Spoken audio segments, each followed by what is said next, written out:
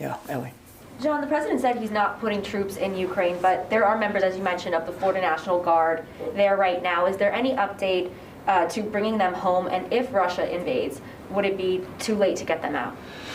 There's been no decision at this point to change their mission or their status, their posture inside Ukraine. The members of the Florida National Guard are still there in an advisory and training capacity.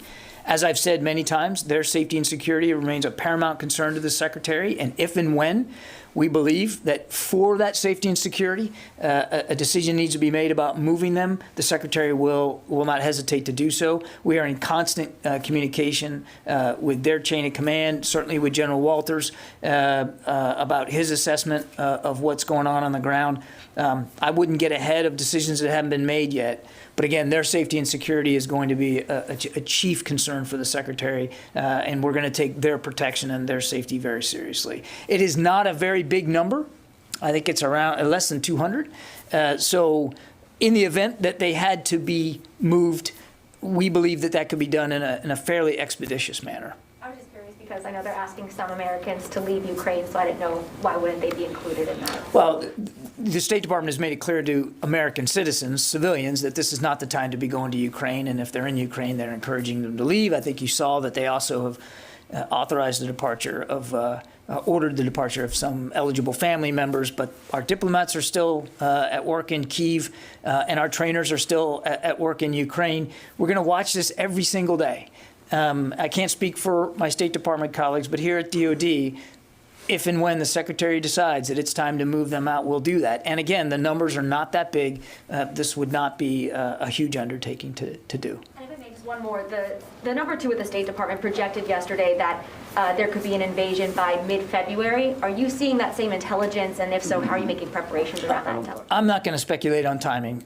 We've always said, and said for quite some time, that another incursion by Russia could be imminent. And imminent means imminent. So we're watching this every single day, and I think I'm just gonna avoid the temptation to guess as to what the timing would be.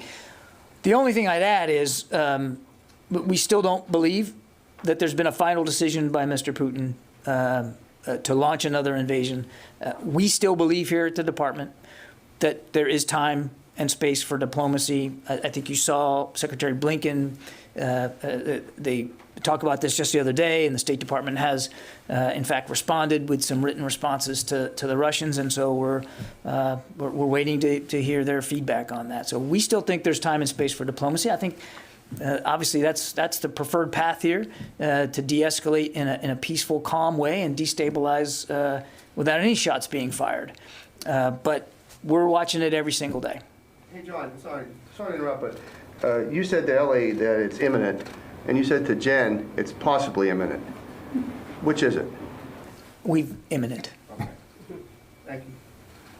But by imminent, I don't mean I'm telling you it's going to happen tomorrow.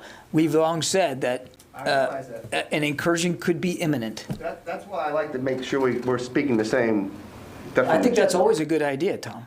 But again, we're not going to be predicting here from the podium. We still believe there's time and space for diplomacy. We'd like to see a de-escalation. We'd like to see those troops go back home, and we'd like Mr. Putin to take the right steps to de-escalate the tensions. Okay, I think I got everybody. Thanks very much.